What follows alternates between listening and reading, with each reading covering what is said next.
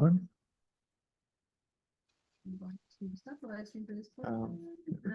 Mark, I'll start admitting people. Thank you. Welcome, welcome. Shall I? Hi, everybody. Welcome to the Beam Zone. We've got Stroopy who's going to welcome everybody in as we start this session and get you all comfortable and ready for a beautiful time together. Stroopy?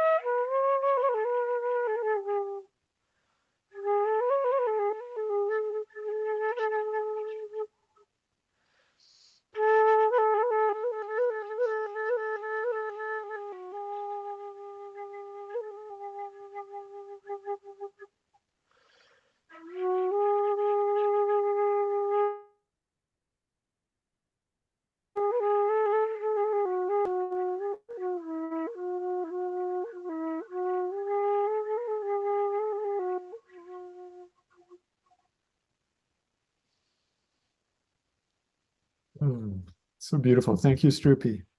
Thank you. Welcome, everybody. We are still having people show up, and I hope that you guys all got a good sense of this journey that we're on from this morning's session with everybody that was helping to inaugurate the first time that we've really been together as a cohort, and to share that with the outside world, to beam out what we've got in our hearts and our heads. And I just really appreciate you all being here. And we've got Paulo here, and he's going to be beaming with us. Yeah. And the other thing I just want to mention is down in the corner of the screen there, somewhere down there, is the Beaming Bucky scan that you can go to at AHA Slides, Beam Bucky. And at any time, we're asking you to beam, to be the medium, to beam Bucky. And there's some questions there that we're posing. And we're going to take that and carry that forward. We're going to beam that forward to the Buckminster Fuller Institute's 40th anniversary that's on this coming Friday, and continue that beaming with them. And Stroopy is actually probably the person that I've met in all my life that I've never met somebody who's embodies Bucky so much through how he embodies working with Bucky's ideas and what nature presents to him.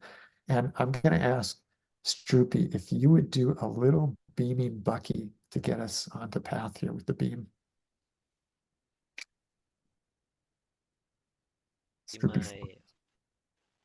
Oh, did I? You're here. Am I moving? You're good. Up. Okay, I'm good. It would be my pleasure and my honor to be, and I don't know, I come to find this thing in my hands here, which is only just, I think it was born yesterday or the day before, I'm not so sure. my days go in circles. So, it's all either past or coming, but now it's here. And this is that took me a long while to get around to create. Showed me a lot of things as it came to be and continues to. And I think it embodies quite well what is the essence of Bucky's life to me, which is synergetics, or what I like to call spherical thinking, or by now even spherical being, to be honest. And yeah, there is a lot of ways in which this mind of this beautiful being with those big glasses and the tiny eyes beaming outwards beyond inwards to his gaze, how he was able to not be too caught up in what everyone believed reality to be, because they were all brought up in a manufactured reality, as we all have been.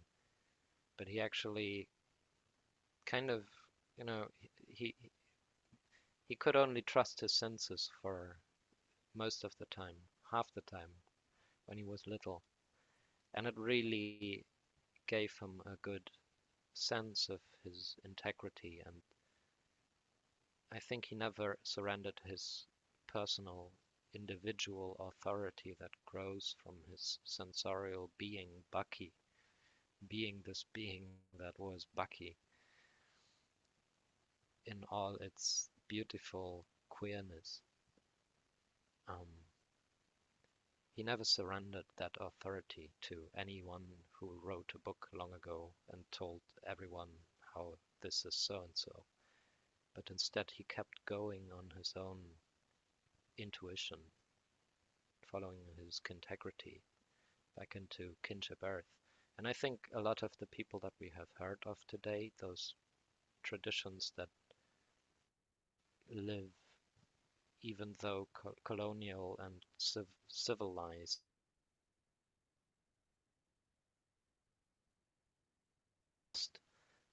const disintegrate them, a lot of them are still with us. And I think what Bucky actually offers us is a common ground in the middle of all, where we can meet one another, truly meet, and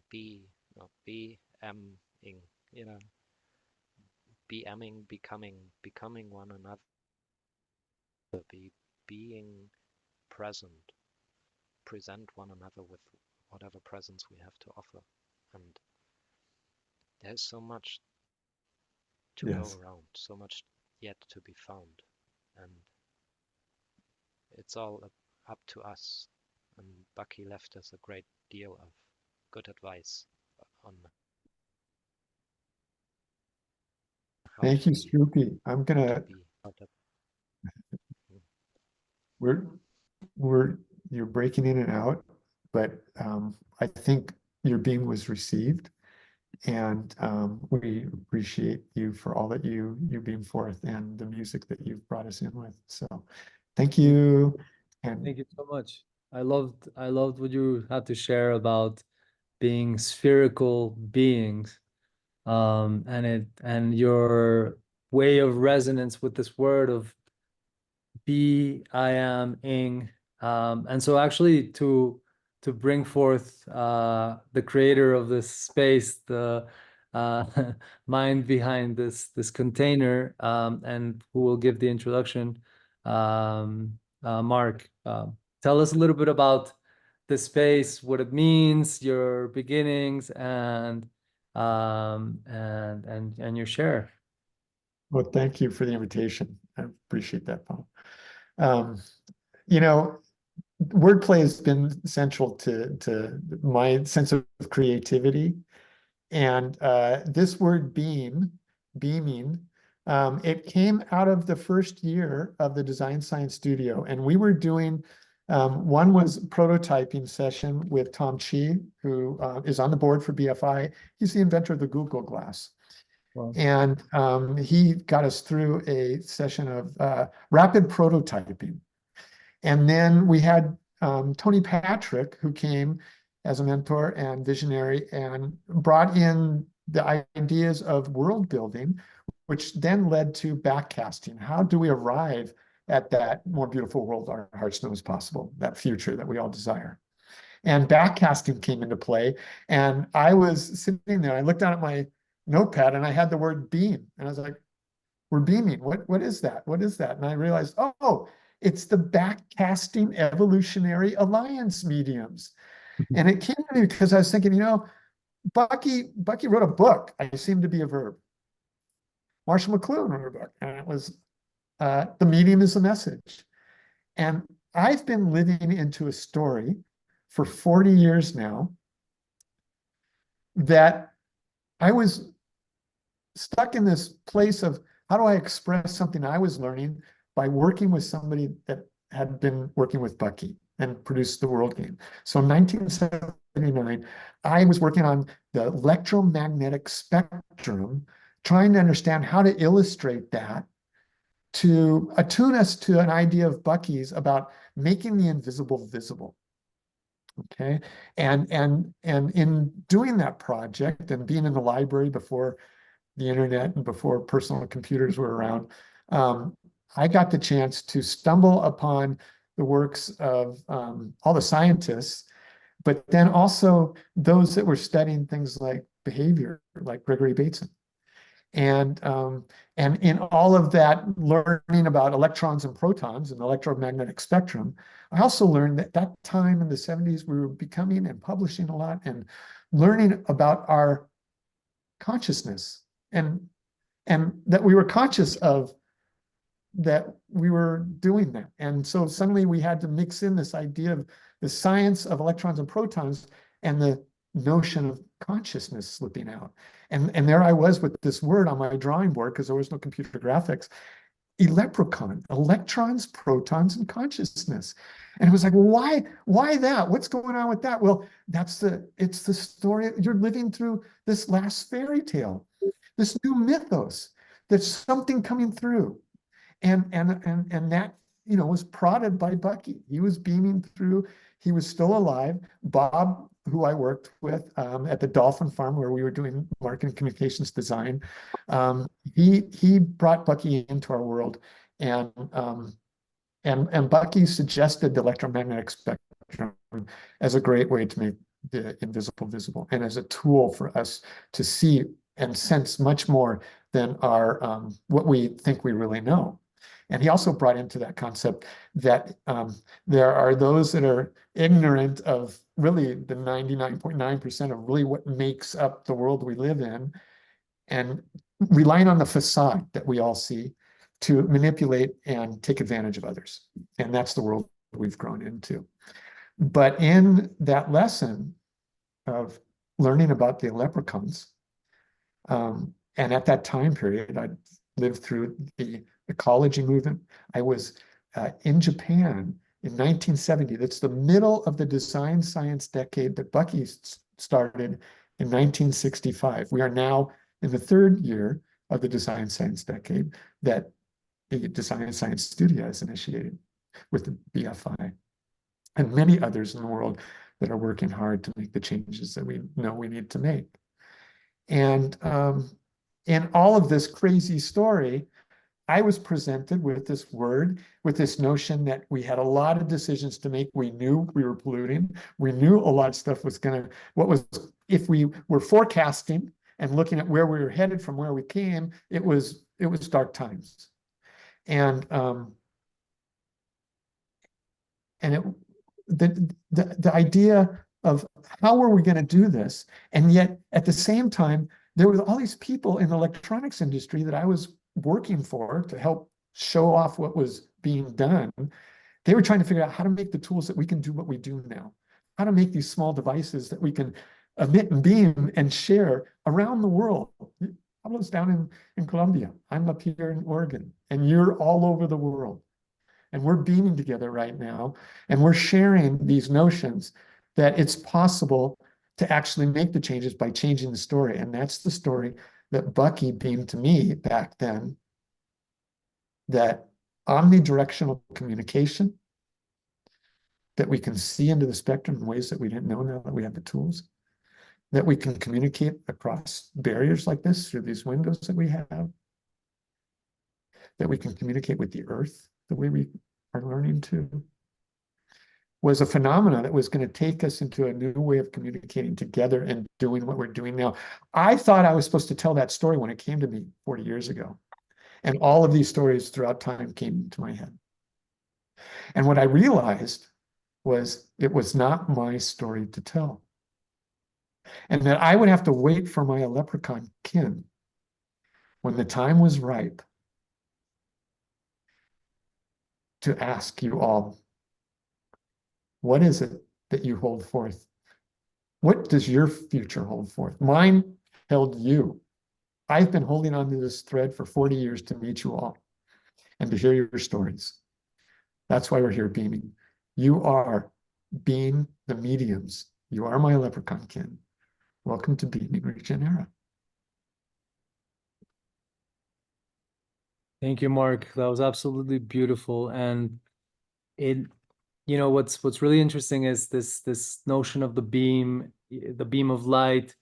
There's a subtlety about it. It's and when you mentioned the leprechaun, it's this fantastical, you know, you think about leprechauns, they're beyond in the imaginal realms or in the fantastical realms, or you know, they are beyond what we can see. They are beyond the electromagnetic spectrum that we can see. So it's so, and it's so wonderful, because really what we're doing right now is it can only be a dream, right? It could only be a dream that people might have thought, like, you know, telepathy is real, and we can feel that it's real. And, you know, in a way, the simplicity of the interconnection that we have is that making the invisible visible. It's now a tangible. So I don't know if somebody has any questions or would like to make a comment for Mark. Yeah, I can share that, you know, back then, and I was working with somebody who worked with Bucky, and Bucky had all sorts of ideas that were, I mean, even back then for me to try and digest what Bucky was saying was really challenging. And one of the things I really liked about Bucky was his way of telling story, and that he wanted to speak to children. And that's kind of where my desire was back then, and even now. And so however we can do that, in the ways that we can do that, I know for myself that holding on to this thread, especially in these times right now, especially in these painful, dark times, this is what gives me hope, is meeting you all and hearing your stories. And again, so I think we're coming up on, Pablo, you can introduce who's first to present, and we'll go from there and see what this beaming is all about. Wonderful, wonderful, Mark. So I have the pleasure to introduce Danielle. Danielle is an statistician. It's a hard word to say, statistician, and bodywork therapist. She's an artist, and she's a New York native. She lives between the forests of NC and the seasides of Massachusetts. Danielle, welcome to the stage. I don't know why I keep beaming in and out for some reason, so maybe it's all part of the magic. But welcome, Danielle. Yeah. Thank you, Pablo. And Mark, it's such an honor to be able to follow you, because I've been reading more of your work on Substack and find it so identifiable. And I love what you say about the inside, outside. And I'm always feeling like I have to reference parts of my story as, like, we didn't have telephones then, and this whole generational shift and threads of holding on. So I too have a holding on story, whether it's from other lifetimes or from this one and my educational pursuits. But I'm going to share my screen here and share a keynote with you. Takes a moment to load. We have limited internet here in North Carolina, where I am. just a moment. Let's see, close this. And so, okay, so I'm here in Western North Carolina, and I've lived here for over 30 years. This is a view from my mother's house in the Hickory Nut Gorge, which is pretty state of the art. I'm glad Stroopy's here so I can let you know that my mom's house is built on a hexagonal grid. We lived here, my mom moved here and then I followed suit, and the North Carolina Hickory Nut Gorge is endemic to like 5 different types of salamanders, and it has a lot of unique attributes that's drawn a lot of conservation efforts in this area. So I wanted to start with this too. We're in Black Mountain, where about half an hour from the Lake Eden, where Buckminster Fuller first set up some of his domes, and in the 1950s was the Black Mountain College. So, well, we're not right there in town. We're representative of this area. This is my home, about 20 minutes from my mom's home, and we're on the southeast escarpment, which means we're on all of the Appalachian Mountains that go from the highest point on the East Coast down into the Carolina Piedmont, basically the watershed. And so there's a temperate pocket here at my house, and which creates a sort of bio pocket of owls, and not as cold as down where the rivers converge, and not as high up in the wind. So we have a little temperate pocket here, and beautiful ephemeral plants in the spring, which grow in my backyard. Sometimes when I ask myself, what am I doing with all of this? I remember that these plants are the backbone of what keeps me going and what keeps me so passionately driven. My property here, or the property in my mother's name that she's put me on, or blessed to be on, was covered with these trilliums, Trillium cuneatum, and these bloodroot poppies. And this whole deciduous southeastern forest is prime for ginseng and native orchids and all sorts of magic plants.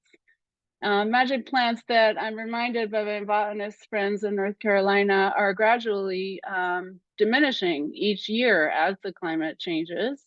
And I've noticed that too in stewarding this property, that if I'm not managing a lot of the invasive plants around, they seem to just take over. So it's something to be mindful about, because these things change so slowly, we don't notice them year to year. I know we have these are some conservation art pieces that I've put together over the years, working with land conservation agencies in the region, because the easements have been connected to make a trail system. And of course, my friend Phyllis at Bee City, which has made bee cities, pollinator cities all over the country. This is a picture of me. I know I only have 5 minutes, but this is a picture of me when I was 25. And I have to incorporate my son Alec into my story, because it is essentially my story. So this is me at 25. I had studied social ecology in Vermont, so I was already onto these social ecology themes and community development. And so I ended up here in North Carolina, close to the community of Earth Haven, which I have proudly excommunicated from. But at the time, there were a lot of people building homes in North Carolina, and we liked that I could be out here in the community with other people homesteading and building homes and learning new innovative strategies about building homes. I moved this slide. Actually, this was the next slide. I would like to share with you that we lost my son Alec to suicide in 2020. Suicide is a pandemic these days. My niece has lost at least 4 friends, including her cousin, and it just seems like it's a part of society that we've normalized. I don't mean to be here for you to witness my grief. I feel like I'm in an upswing, like the albatross, and in this upstream wing, I'm riding the winds of my wings. I just wanted to go back. This is my mother who helped me raise my son, Alec.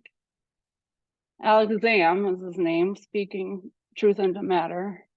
And this is my mother. She's turning 80 this year. I wanted to share her with you. My mother has been instrumental in mental health in the private sector, especially here in North Carolina. She's formed a mental health residential program and also in downtown Asheville. And her innovation came from my having been in and out of hospitals in my 20s and wanting to find a more holistic and healthy way forward for people struggling with psychiatric illnesses. This is the view from my mother's house. This is all North Carolina State Park.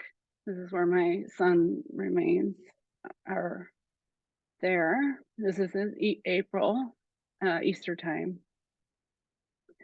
And I bring you back to my house about 20 minutes from there. And this is my beautiful fig tree that I love, that I realized one tree with this much mass can feed so much for so many months.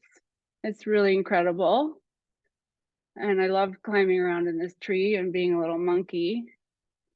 And after the event, I dealt with my grief by taking initiative in a lot of different art attributes. And this is the view from my back porch. And this is sort of what I want to share this with you. I also took up meditation and yoga, which is like a huge part of my life now. And spoke to Alicia Sacred Heart. I wanted to honor her. Through having a difficult time at the Eco Village here in North Carolina, I spent a lot of time with the Eco Village in Italy with my friend Amanda Sage, learning how to paint and learning about community and painting on meditation. That's where I took my first meditation intensive retreat. I did this painting to celebrate that. And this is sort of the crux of what I wanted to share with you. I know we're on a crux, but this is my property. Hope you can see. This is my home. This is my roadside. Pretty much this roadside goes down to the Eco Village, and I'm left, or how do I say this?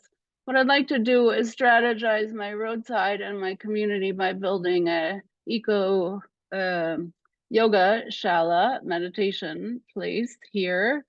Because when you have a community that pulls a lot of the community to it, what you're left with is the extrinsic community's lacking community.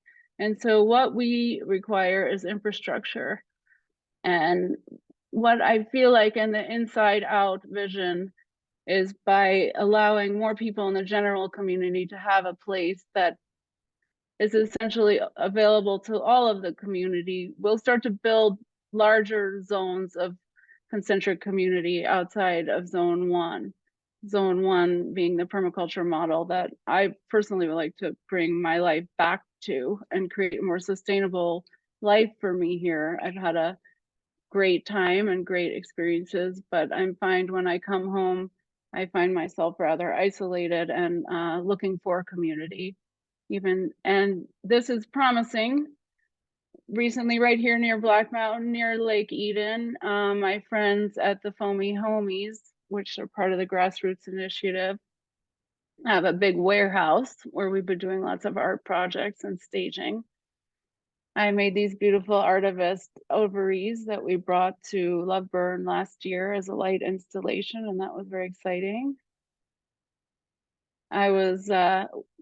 We got involved with an event on the National Mall in Washington, D.C. And the action of the moment was to do face painting. So I overcame this and did this. I like to stay instrumental in my artivism. All the meanwhile, I've been working as a massage therapist back here in the mountains. And I did reach a little bit of a burnout recently.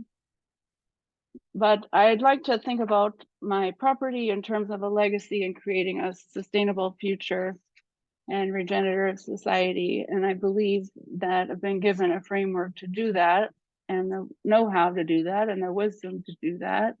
I like this quote about the the caterpillar, not realizing all these years that their goals were quite lofty, and to preserve our energy for our intentions and stewarding and forward. And I sort of close with these Osage orange pods. I saw these in DC. They were so ginormous. And I thought, gee, I could do that here. And so these notions of planting legacy forests, leaving a legacy, creating a sustainable society for the future, I feel like they've always been with me from way back when, with those social ecology years and a long-standing experience with folk education and farm school and work program and volunteering. This is my partner, Stuart. I'd like to give him an honor because he's the main person managing all the property here on my land and maintaining a lot of the home. And another view of my mom's house on the hexagonal grid nearby here. And lastly, I just wanted to close with this because I'm really moved by this map, and I would like to make an art project with it, with my Artivist faction of life. And I believe in this nested vision of society and community. So I just wanted to close with this because it's really inspiring for me, and I really intend to do something with this that we can all share and physicality. So thanks for the extra time, and thanks for everyone's patience. Thank you so much, Danielle. What a wonderful share, full of gentleness and honesty. And I loved how you finished on that nestedness, and how everything was so grounded in the territory, which was so beautiful. And seeing your art and kind of visionary art was super wonderful. To move to our next speaker, we have Timothy, who is currently exploring building cooperation with nature as a permaculturalist. So please, Tim Owen, come up here to the stage, and we welcome you. Hello. You got me? Hi. Okay. Hi. I just want to welcome everybody, and I want to thank them for spending the next 10 minutes with me as I go through my project. So, thank you, Pablo, for introducing me. And yeah, like Pablo introduced, my name's Tim. Also go by T.O. And I'm a fan of building, creating, and growing mushrooms. So I'm going to go through, in this talk, I'm going to go through my woodshop mushroom farm compost facility. I'm going to start by going through my current art project, which is the Rishi bonsai bowls. And then I'll explain the kind of flow through system of that. And then I'll end with my grander vision of building the first open source Myco makerspace. So yeah, I don't have any slides. I'm more of an analog person, so I'm just going to be showing you stuff. So so hopefully that's okay with everybody. So first off, I'm going to show you this. This right here is a reishi mushroom, and this right here is the bowl that goes with it. And my process essentially is I start with a oak log. And I should have an oak log here, but oak log, I go ahead and I chop it in half, and then I cut off some of the corners to make it a more round-like, and I go put it on a wood lathe, and then from there I'll turn it down. I don't have any plans beforehand. I just kind of intuitively kind of see what sort of shape comes out of what wants to come out of the bowl or out of the wood, and just go from there. I also have one of those blue little kiddie pools that everybody used to have as a kid, and using that, I collect all of the sawdust from the bowl, so nothing's wasted, and then I will go and I will fill it in a mushroom bag like this, and any extra that I do have that doesn't fit in this goes into a larger container that then gets turned into lion's mane mushrooms. So from here, I then take it and I inoculate it with a reishi mushroom grain spawn, and the reishi grain spawn will colonize the entirety of all that sawdust bag. And after a few months, it ends up looking something like this. You can see the rishis growing up here. They're growing up kind of somewhat tentacly. That's because this bag has a higher CO2 content in here than it does oxygen. So that ends up simulating the mushroom thinks that it's underground. So what it's doing is it's kind of growing up, trying to get up towards above ground, where it will then do the stereotypical sort of fanning out reishi kind of look that you typically think of when you think of reishi mushrooms. So it'll do that for a few months. Eventually it will kind of grow up and fill this whole bag. From there, excuse me, I take it and it goes into this, which is it's like I got it online. It's like a container for like dolls or action figures, and then I modify it by drilling a hole through the top and putting a filter patch on the top. So then this kind of replicates exactly what's going on in this bag right here. So these will take a couple months to grow, about probably 7 or 8. This was one of the first ones that I made, and I started this in like February. So it's a time. It takes time. So from there, let me just check my notes. Yeah, okay. So that's the basis part of that. So I'm going to move over to my sweet chalkboard. My sweet chalkboard, so I can kind of explain kind of the flow-through system of it. It essentially matches. It's a system that mimics nature more so than the current systems. Normally, with woodworking, one of the issues is you're always trying to get rid of sawdust. There's too much sawdust. You got to either toss it, throw it away, give it away, things like that. So it's a waste product in that sense. So I didn't want it to be a waste product, and I also grow mushrooms. So one of the inputs for mushroom growing is sawdust, hardwood sawdust specifically. So normally mushroom growers will go and they'll buy those oak pellets. People use them for like heating sources, like it's like a pellet stove, things like that. So now what would be the waste product of the wood process becomes the input for the mushroom growing process. So right here we have the oak log. One of the first things we get out of it is we'll get a functional wood product. Bowls, you can also make tables, chairs, pretty much anything with wood. As long as it's hard bodied, as long as it's hardwood, it's good. So then we get the sawdust right here and come down. We end up with the reishi mushroom, which right here, we have right here. That functions as an art piece, but it also functions as reishi is a very medicinal mushroom. So from there, we can also make tinctures, dried powders, things of that nature. And also with the lion's manes that we're also growing, that functions as a food source. It's very edible. It's also very medicinal as well. I'm sure you've probably heard about it if you're familiar with functional mushrooms.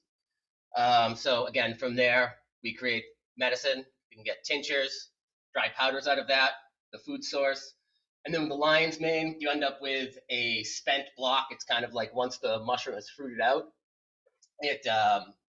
Typically in mushroom growing, usually they'll fruit it once, maybe twice, depending on how they're feeling.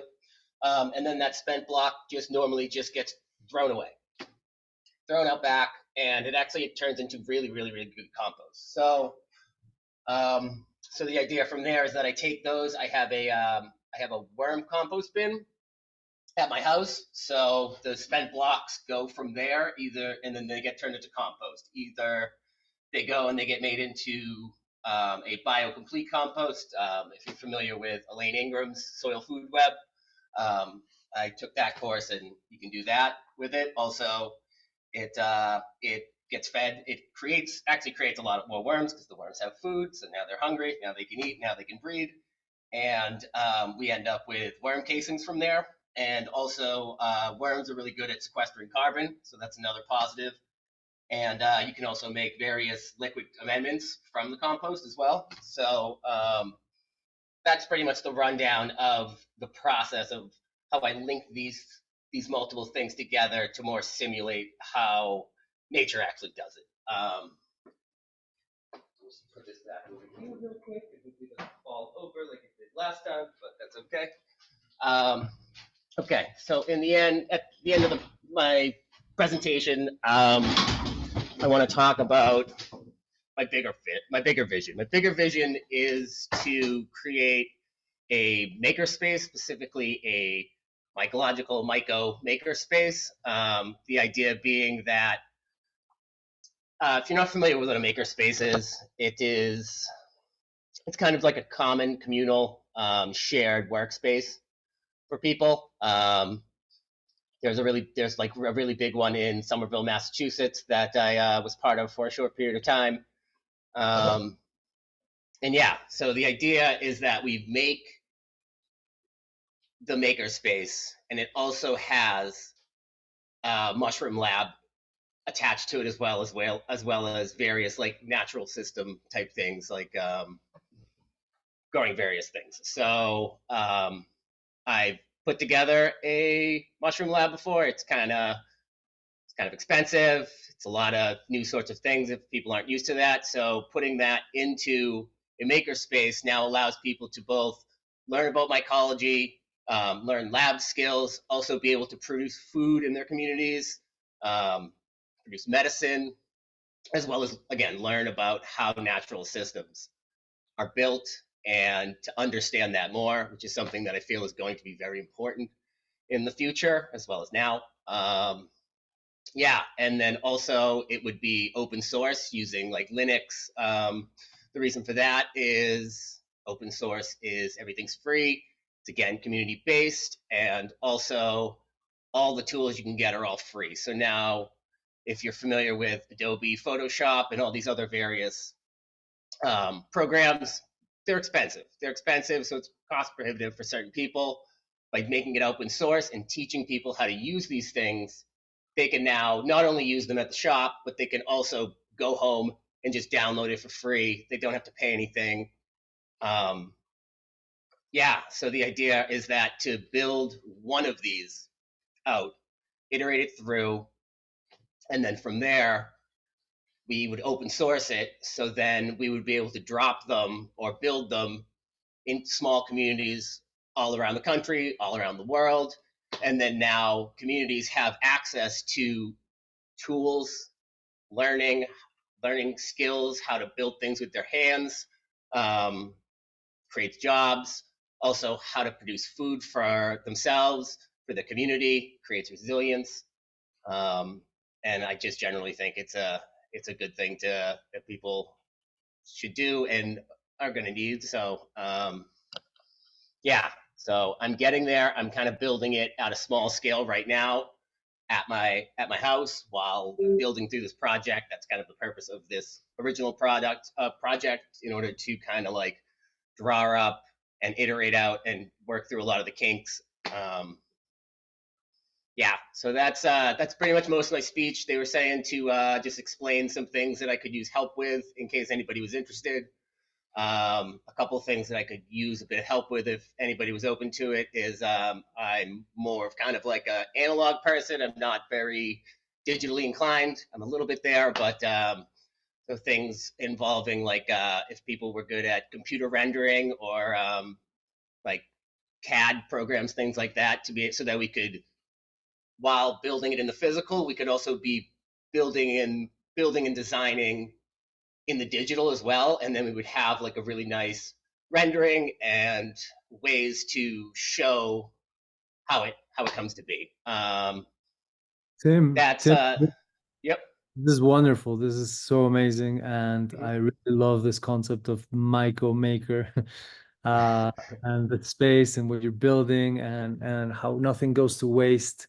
So, I mean, we have a bit of time for our next question while we load a video for the next presenter.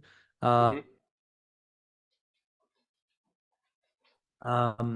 is your relationship with with the mushrooms? Like, I know gardening is very much about, you know, letting it be, but trimming here and there. I imagine mycelium has a different it's a different beast. So It's got a bit of a different personality. Yeah. It's mostly I just kind of I do the wood part, and then I kind of just and then the mushrooms doing its part, and I'm kind of just steering it a little bit.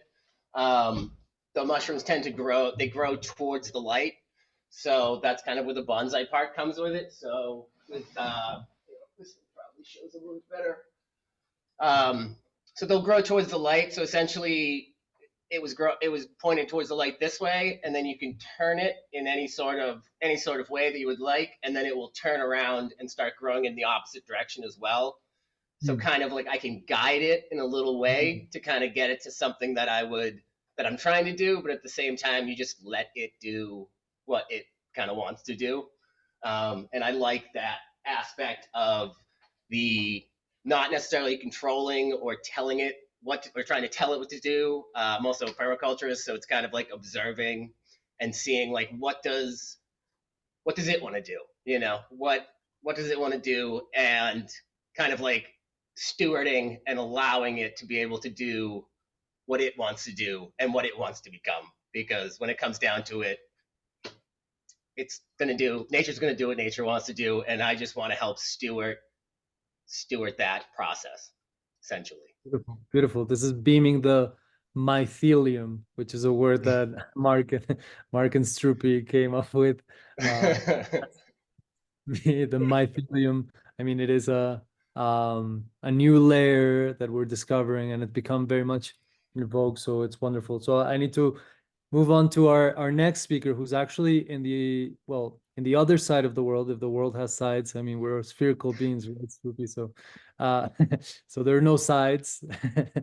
But Alay Margarita, she's an immersive artist playing with philosophy, dance, immersive experiences, earth building, and sound.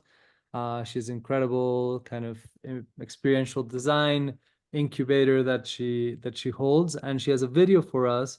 And Mark is helping us put together so we can see Alay's video. Hang on, I'm working it. Where'd my window go?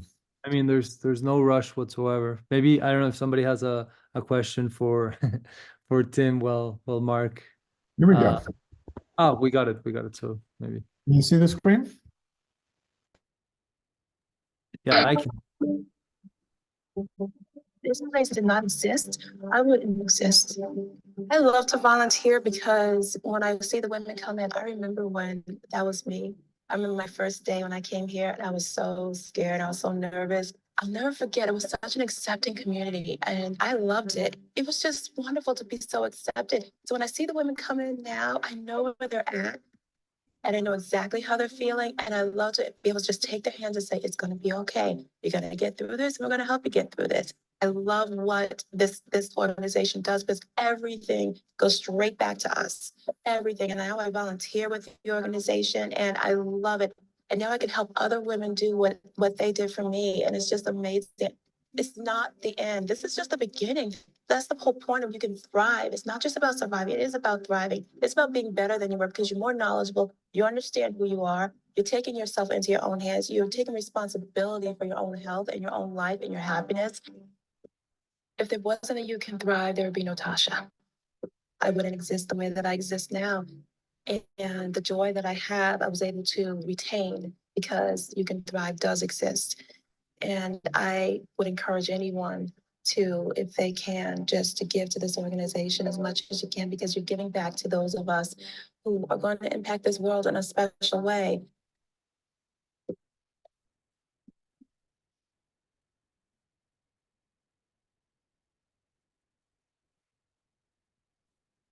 Beautiful.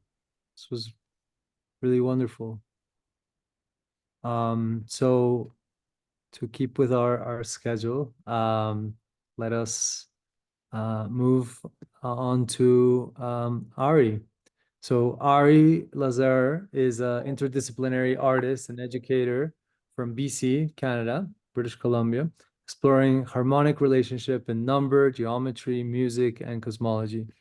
Ari, welcome to the stage, and so great to share with you again today.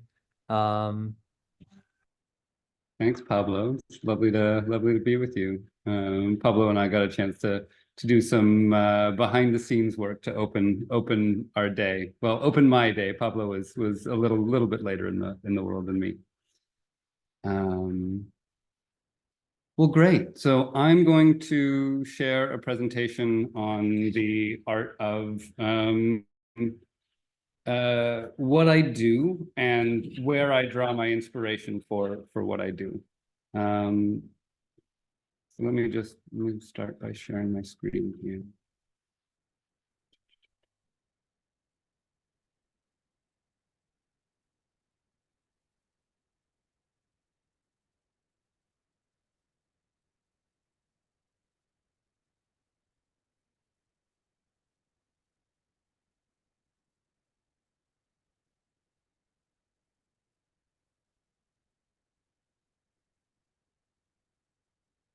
There we go.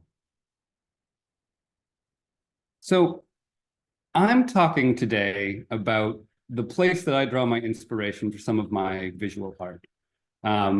That's the world of geometric form. So I make installation work, I make large geometric sculptures, I make screens and immersive environments.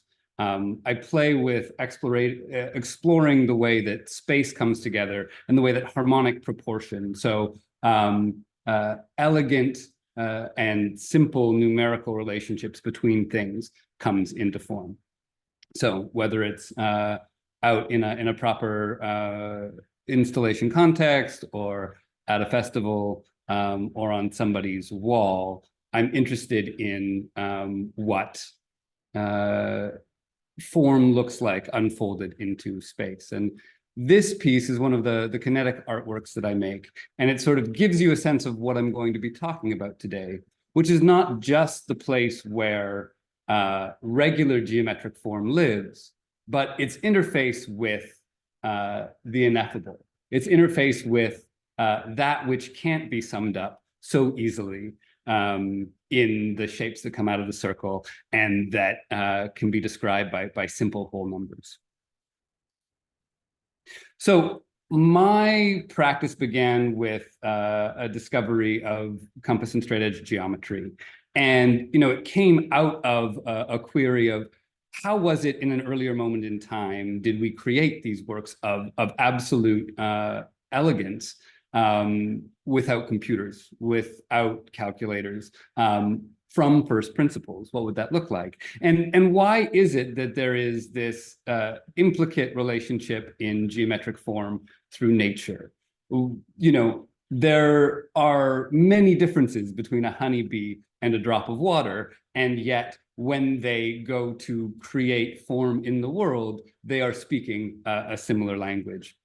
Similarly, crystal structures across the world wind up being in this communication and this dance with one another. And of course, in the Design Science Studio, where we are inspired by Buckminster Fuller's work, we discover that quickly, when we draw with a compass, the forms that come out of that relationship are very simple. So for those who have never picked up a compass and drawn on paper, when you start to play, what you're going to discover is the form that shows up is immediate and beautiful and speaks in this language of threefoldness and sixfoldness. And the water droplet becoming the snowflake and the bees making their hexagonal honeycomb do this because that is the nature of space.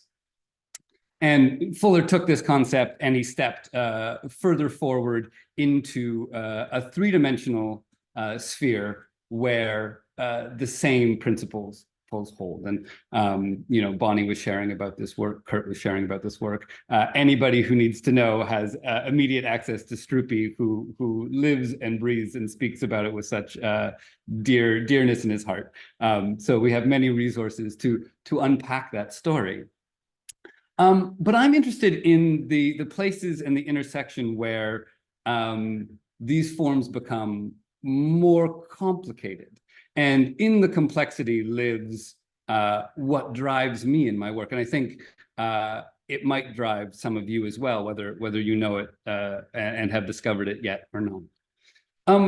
So there's this really interesting relationship between geometric form and harmonic number, that what we wind up seeing in regular proportion, what we wind up seeing in relationships that can be summed up in very simple numerical relationships, 2 to 1, 3 to 2, 5 to 4.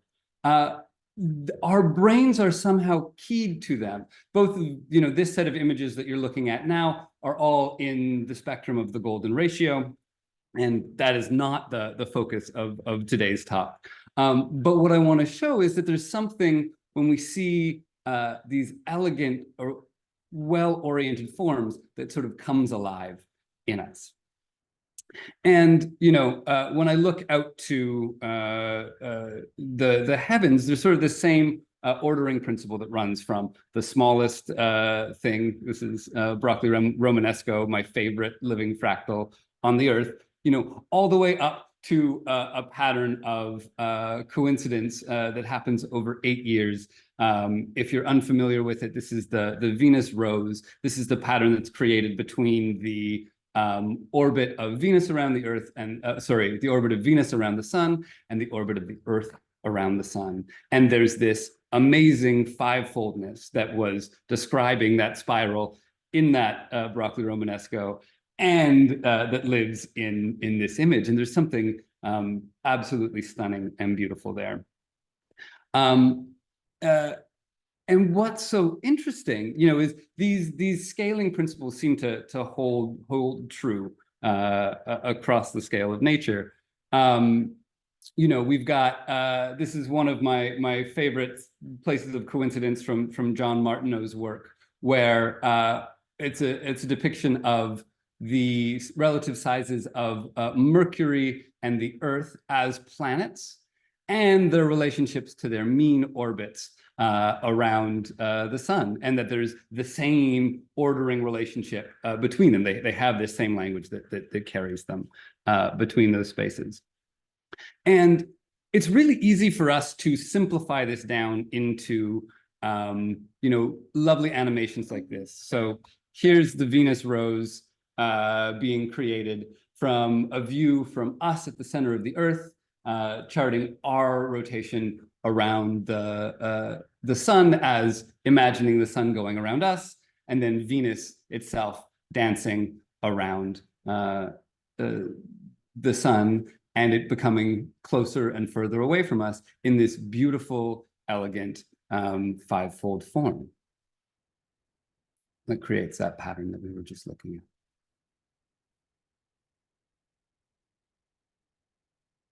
And of course, in this animation, it comes right back to the exact place that it left from.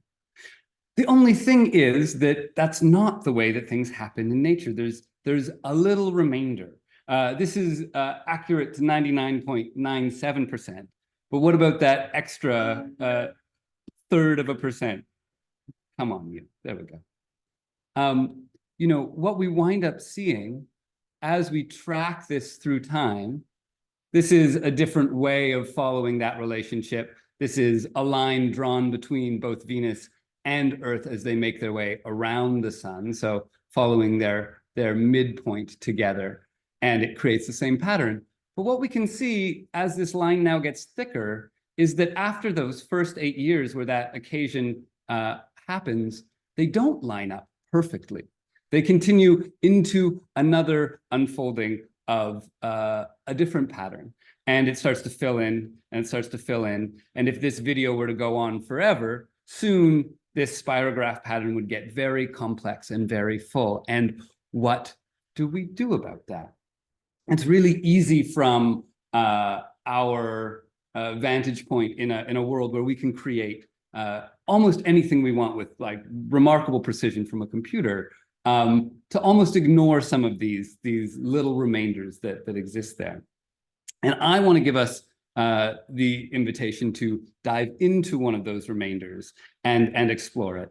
And the metaphor that I'm going to give you that exists in the world is out of wave dynamics, and out of the place that we know wave dynamics most immediately in our lives, which is music, is the sound of the world around us. And you know, music and geometry have this deep relationship. This is a cymatic pattern, an image captured as sound travels through water. And many different beautiful harmonic patterns are created when sound travels through water, pointing us in a direction of this harmonic relationship. And sort of very simply in this short talk, I'm going to explain music in terms of consonance, sounds that sound good to our ears, and dissonance, sounds that sound challenging to listen to, or you know, sounds that put us at ease, consonants, and sounds that put us on guard. And that the space of music, that thing that can move us emotionally up and down and into all of these different spaces, comes from the actual arrangement of these relationships in musical space. And at the heart of consonance and dissonance is this idea that in any vibrating sound, there are many overtones happening simultaneously. It's not just the note of the piano that you hear. It's all the harmonics that live on top of it that give our ears the context of it's a piano and not a trumpet. It's you know, sounding in harmony with this note and not with this other note. And in the heart of music, there are kind of two primary relationships. And that's the relationship of 2 to 1. Oh, come on back here.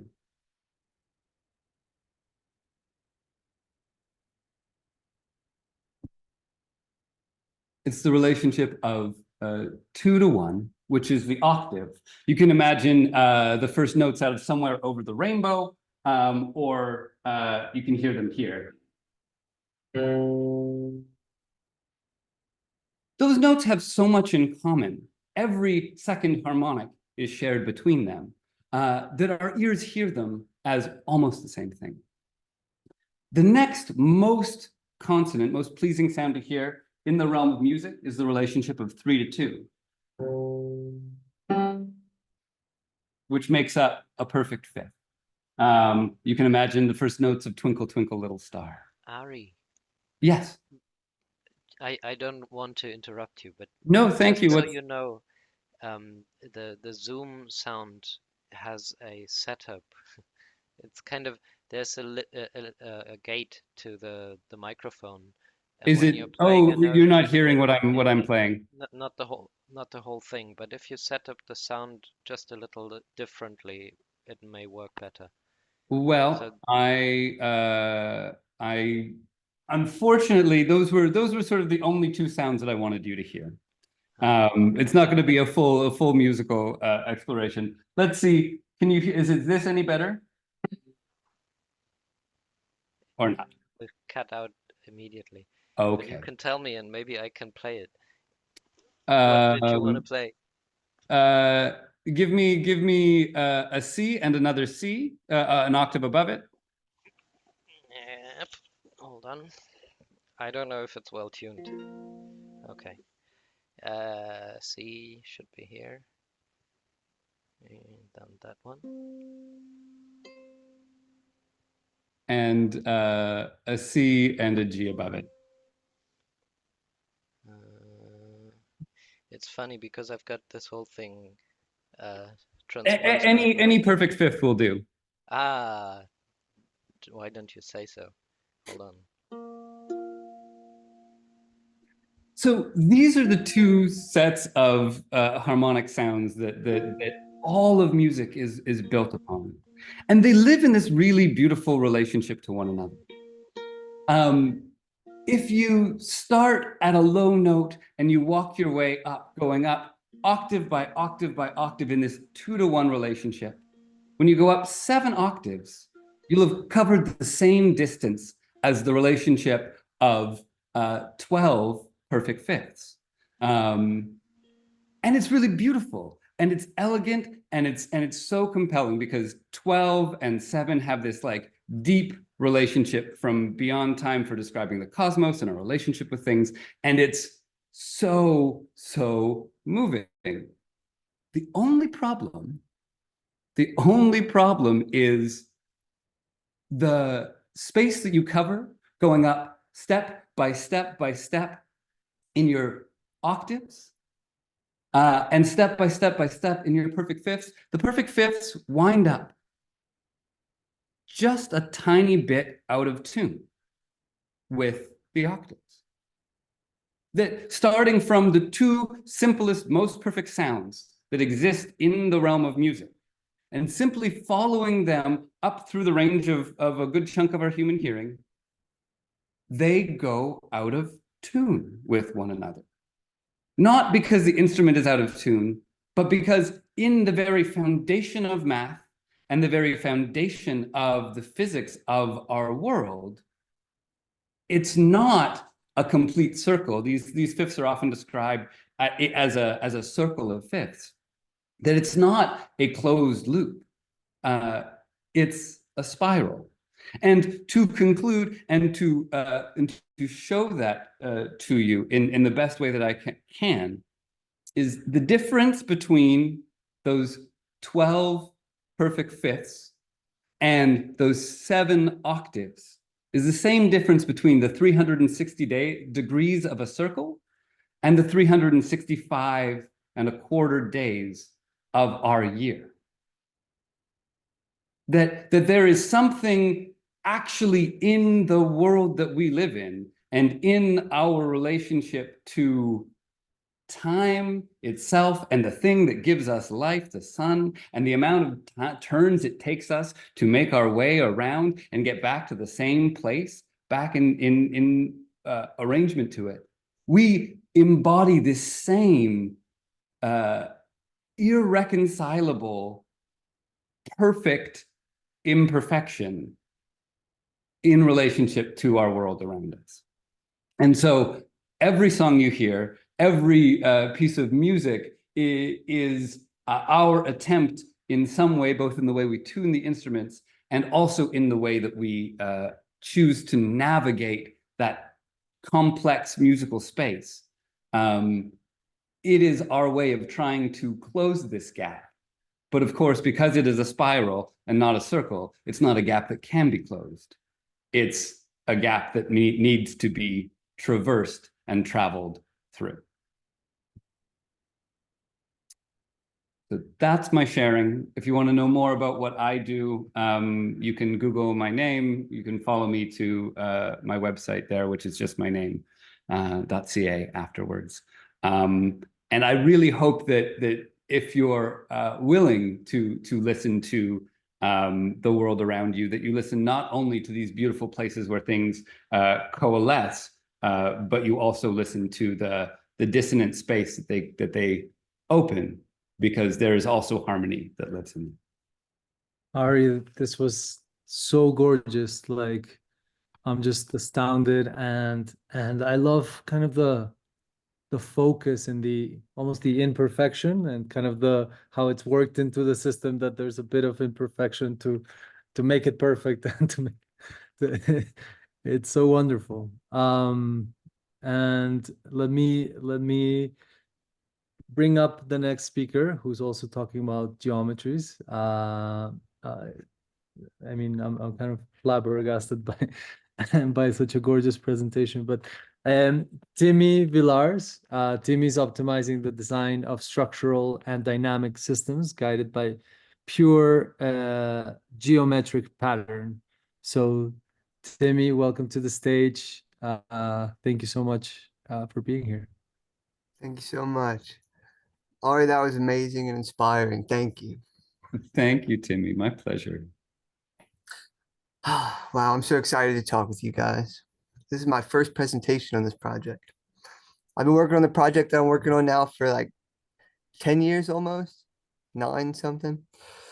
I'm going to give a brief rundown of where I started. I think that'll be helpful for you guys understanding who I am and what I'm doing. So I'm 29 right now, 29 years old, and I started this project when I was 20. I went to college for a couple of years, and I decided to hit the road. College wasn't really doing it for me, and I just had a moped and $600, and I left Louisiana, headed west, just to find something beautiful to do with my life, because I wasn't seeing any options available in front of me. So I didn't travel very far. I got to about West Texas, which took me like a couple months. I was just stopping every so often, and I was begging the universe for something important to do. And that's the reason I'm sharing this with you guys, because I want you to see like why I do this, what my experience was. I was begging the universe for something that mattered. I knew that I was talented and excited and I could do anything, but I wasn't about to pour that talent and excitement into any old job or anything that I saw offered to me. So I was begging for something real, whether it was from God or the universe or Gaia. Just give it to me and I will do a good job, I promise. And in that prayer, I believe I was really given an answer more powerfully than I could have expected. And it came, I didn't know it was the answer right away, but it came as thoughts and visions of just what I wanted. It was just asking myself, what do you want? And what I wanted was to fly. I didn't want to ride my moped from town to town because that was really fun and I was doing the most fun thing I could imagine. And I thought the one thing that could be better is if I were just flying from town to town. And there's a lot of technology. I didn't know whether or not it was possible, but I started doing research and seeing things like hang gliders and paragliders and airplanes and which one of these things is going to, be the most fun. I want to just fly from town to town and live the greatest life I could imagine. And so I started developing these images in my head of a solution. I guess I skipped over the part where I wasn't really seeing the solution on the internet. The things that were available couldn't quite do what I wanted, just a nice, calm, gentle flight. And so I started visualizing a solution, something to replace a helicopter blade that was a little thicker and spun slower and moved the air more efficiently. One thing I knew was that from what I saw, it wasn't going to work with a helicopter blade. Something had to spin and move air more efficiently. And so I didn't think I was going to make it. I didn't think I was going to invent this thing. I just saw that it could exist and it felt exciting for some reason. And so I remember having this conversation with my higher self or the universe or something. It was like a prayer. And I remember having this conversation and saying, if this thing could exist, and somehow some wizard has been working on it his whole life and he figured out this perfect geometry and he gives it to me, I promise I will do the work to make it real. That just seemed like the most exciting possible life. And I just poured myself into the idea and it all seemed like a joke, almost like fantasy. And over the next few days after making that promise, I met this strange old wizard-like man living in a tent in Texas, right there close to where I was, living in my hammock. And he started teaching me about geometry. And at the time, I didn't know any geometry, but I was interested. I was good at geometry from school, the little things I learned in 10th grade. I was really good at that. And so I was interested in what he was telling me, but he was teaching me about dodecahedrons. And he specifically was teaching me about a process of taking a dodecahedron and inverting it through the cube that fits inside of it. So I don't know if any of y'all are familiar with that concept, but a dodecahedron has a cube that fits inside of it. Let's see. This is an example of the dodecahedron with all 5 of its cubes in it. So that might help you visualize it. That's your best angle.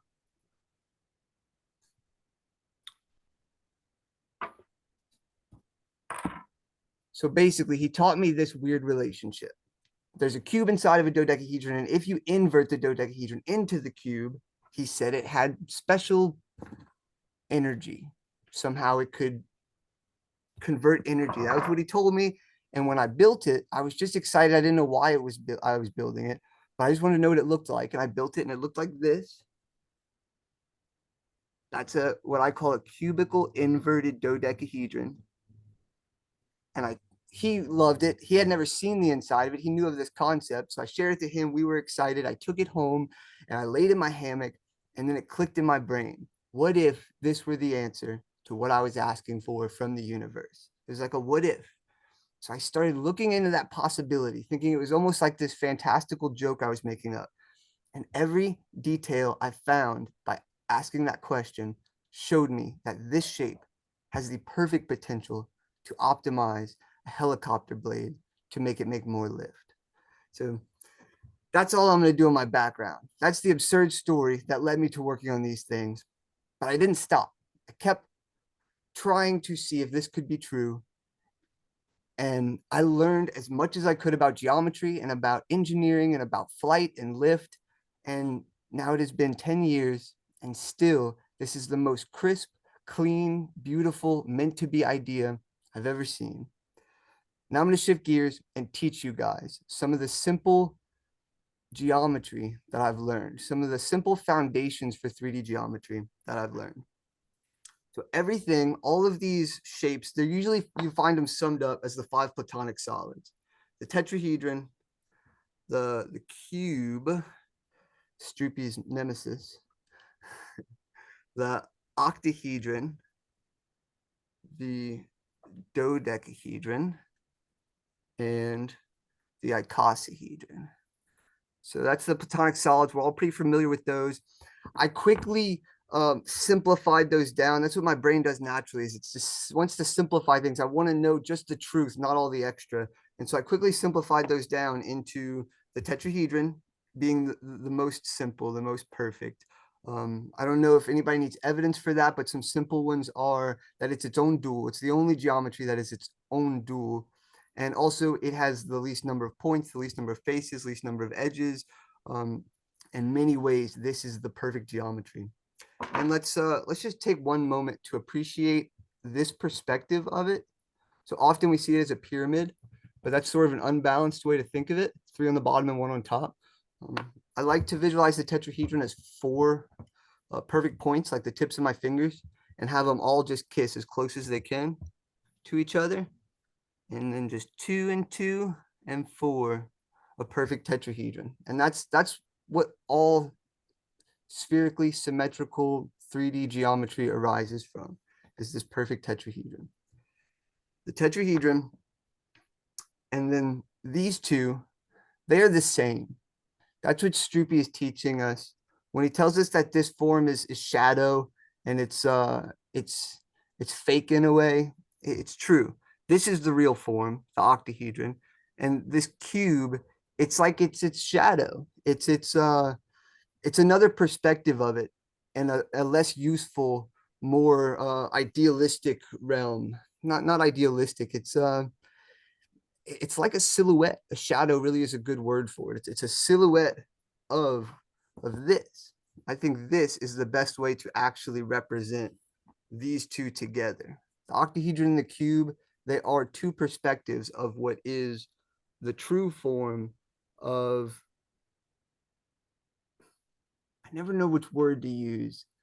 I used to say static,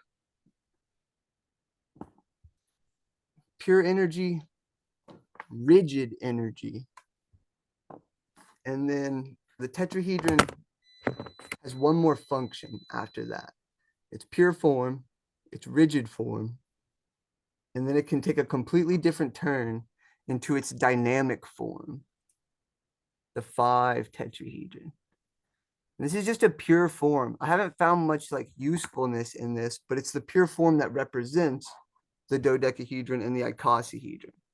And these are the other 2 of the 5 platonic solids, the last 2, the ones that are immersed in the golden ratio. And they emerge from this. And just like this has this as its shadow, And this is his interior. In the exact same way, you have this 5 tetrahedron, and this as its shadow, and this as its interior. So you can see how the 5 platonic solids are they're one way to see the alphabet of geometry. But this may be a simpler way. Pure, rigid, and dynamic. So that's the foundation of my understanding of geometry. Every 3D spherically symmetrical geometry emerges from them. There's no complex, crazy shape that doesn't have that at its core. And what I found is that the energies that those two, the rigid and the dynamic, the energies that they embody, they're in everything. They are 2 fundamental forces of the universe that permeate everything, and they're in us. They exist spiritually in our culture. They exist physically in all the things that we use. They're the energies of rigid strength, the concept of something that is so strong, won't move, but when it does, it gives in. It's brittle. And then there's the concept of fluidity, something that you can't fight it because it's going to keep moving and yielding and flowing forever. It's very much masculine and feminine. But I'm not quick to use those words because men and women have both of these things. We have to live. So masculine and feminine are these universal energies, but we're not limiting ourselves by masculine being what men have to be. That's actually what leads to the failure of people when they cannot combine these 2 universal forces. I'm going to leave that there. My project is pulling these 2 energies into the real world in very useful forms. This rigid geometry, the star tetrahedron, this is the foundation of the isotropic vector matrix, this infinite grid of perfectly stacked spheres, of perfectly spaced points. This is meant to be rigid and structural. That's its power. We're going to use that for the framing of structures, of buildings, of houses. What I see that the world needs is greenhouses, solar updraft towers, wind turbines, low-cost housing. I've got a list of the things I want to do with this, but at its core, it's a framing system. It's a mass-producible, simple framing system for building structures. Now, there is a system for this already. I think Bucky Fuller actually worked on it. I don't know if it was his design or one of the people that worked with him, but the ball and node system, I did extensive studying on that to see if it could be the foundation for these projects that I'm working on, and it had some limitations. So I've spent the last couple of years redesigning that system. I've settled on an all aluminum system because this thing can't rust. It's got to be able to float in the ocean for these large solar desalination systems, as well as the wind turbines that'll have to be in the ocean. So an all aluminum system that uses brackets and rivets to hold it together in the isotropic vector matrix structure. The other component of this is the golden ratio, the isotropic vector matrix, and that original shape that I started with, the inverted dodecahedron. Now this emerges from this. So think of these as the same energy. This is just a primordial form, and this is one of its many useful structures that emerges from it. And it's the one that I was given by the universe for building a propeller with, and it continues to show that it is the perfect shape for that purpose. I have built many models of it. Here I have an example for you guys. This is one of the models I built a couple years ago. This geometry does exactly what I wanted it to do. It moves a ton of air. It can lift itself up. It can make more force than the same propeller. The same propeller cannot make the same lift as this thing, and it's incredible. It took me a long time to get around to that conclusion because I doubted it for a long time and said this is all craziness, but I had to keep testing it because it was so enticing that this could be true, and it was true. I've got some videos you can see on my Instagram of me flying it with a drill. And once I got to that point, I realized I had to build something to keep it inside of. That's what I've been working on for the last 2 years, is a full scale framing system that can harness this. And just with these two components, with the framing system and with this propeller system, we can build wind turbines far cheaper and more efficient than the things that are currently available. Solar updraft towers, which are basically wind turbines pointing down on top of a greenhouse. The sun heats up the greenhouse, the air flows in from the sides and up the tower, spins the turbine to generate electricity. It's just like a solar panel catching the sun, turning into electricity, but it's a more durable, long-lasting structure that could be there for 150 years, continuing to generate electricity. Large municipal systems is my main focus.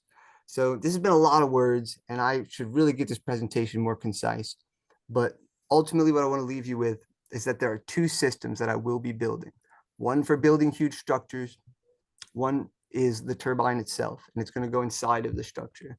Picture Indra's net. If anybody knows the story of Indra's net, the whole universe is a net stretched out with all these gems inside of it.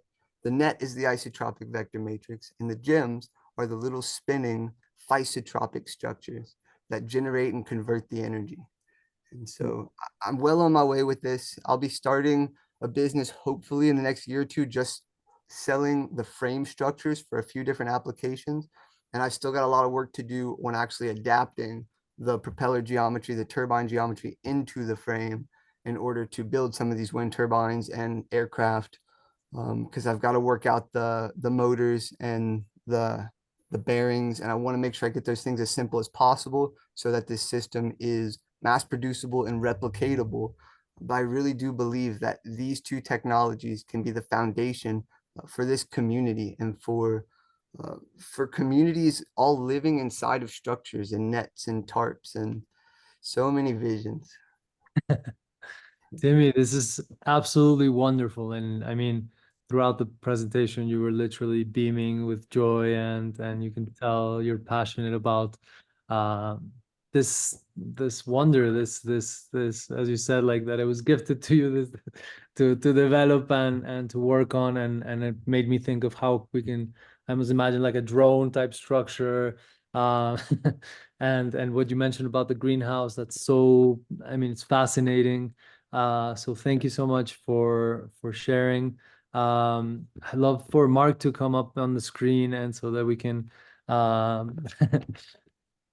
Mark, welcome to the end of our session, the beaming session. We've had a wonderful set of talks, a wonderful set of shares, so many synergies, so much upliftment and joy.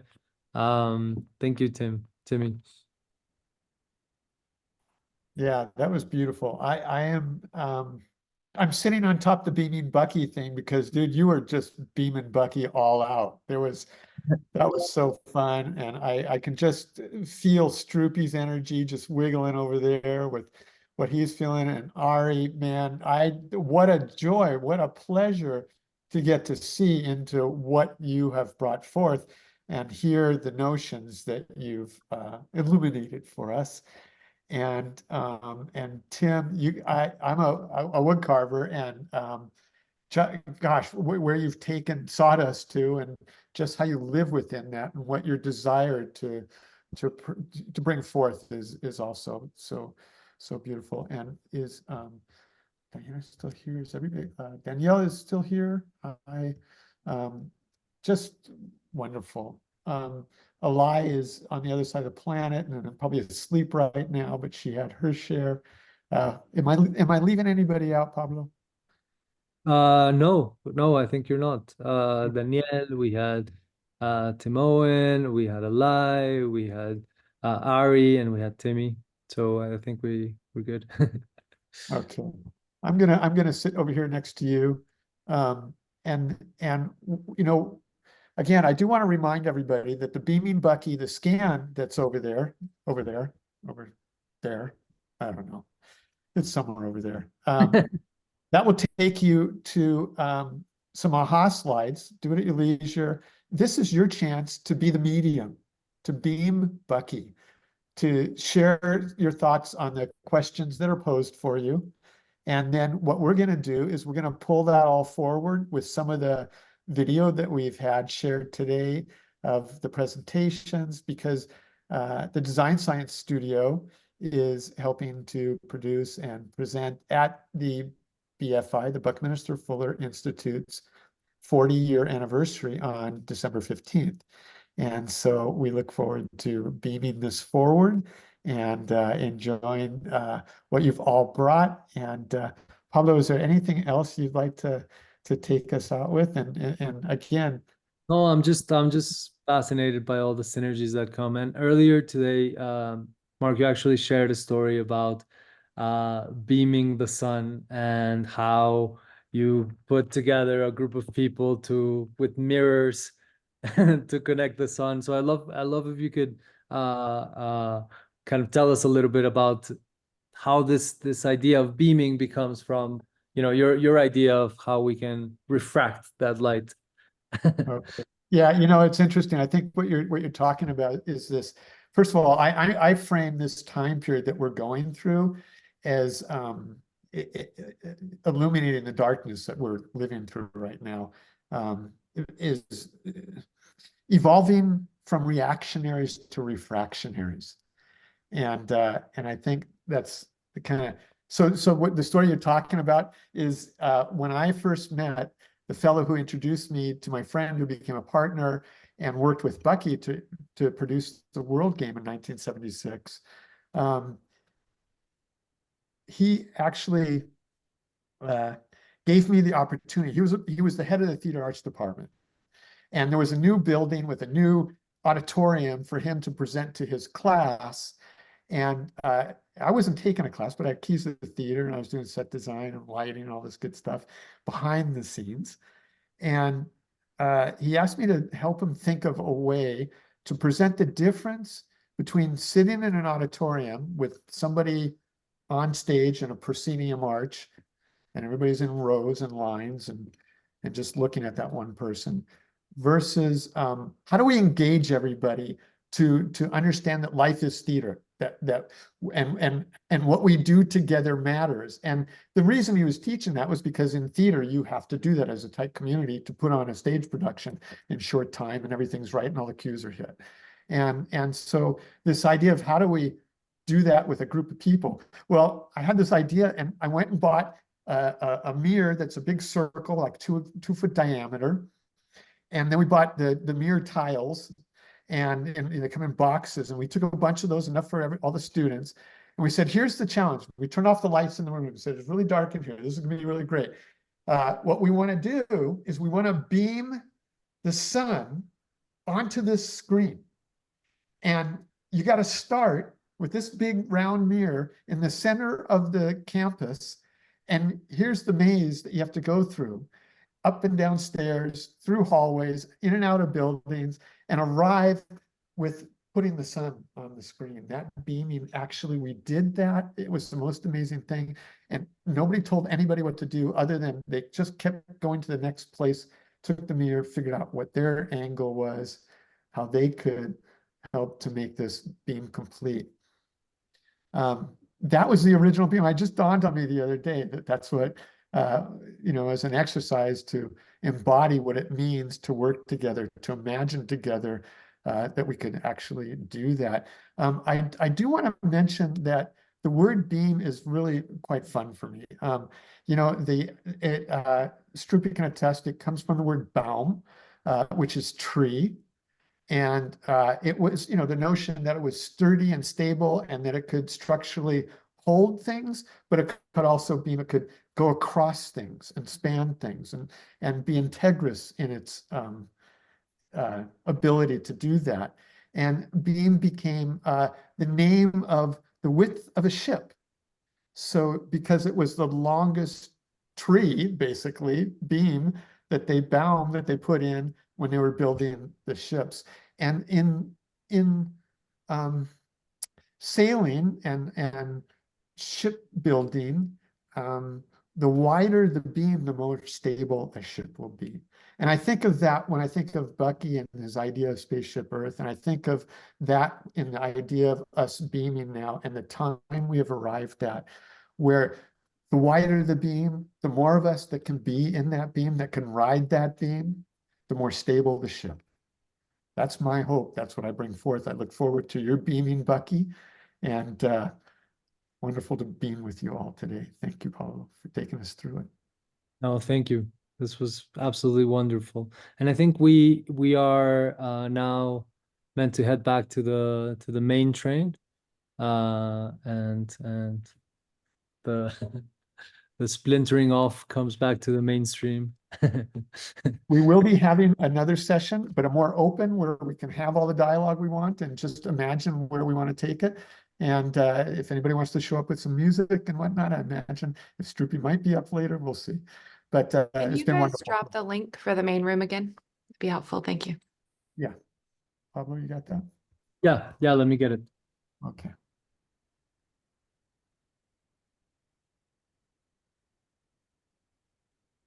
Thank you. This is awesome. Yeah, it was fun. Thanks so much for hosting you, Beth. Yeah, just so everybody knows, we will be taking what we've got from the recordings and using Substack to pull together multimedia articles, and we'll be connecting and reaching out with presenters to see what they might want to add, either as text or imagery or interviews or other ways that we can beam you out to the world. Pablo, I will drop that link in the chat here. Give me just a moment. I saw Great. your message go through. Right. I Thank think I got it, but I think this Sure. is Thank you. Everybody good? I'm going to end the call. If that's the right link, then we're good. let me check. That's the one that I've got from, yeah. Okay, yeah. See you. All right. Bye, everybody. Thank you. Bye, everybody. Pablo. All Bye. right. Take care. Pablo, I hope you join us later too, if you can. Yeah. Okay, great. Bye.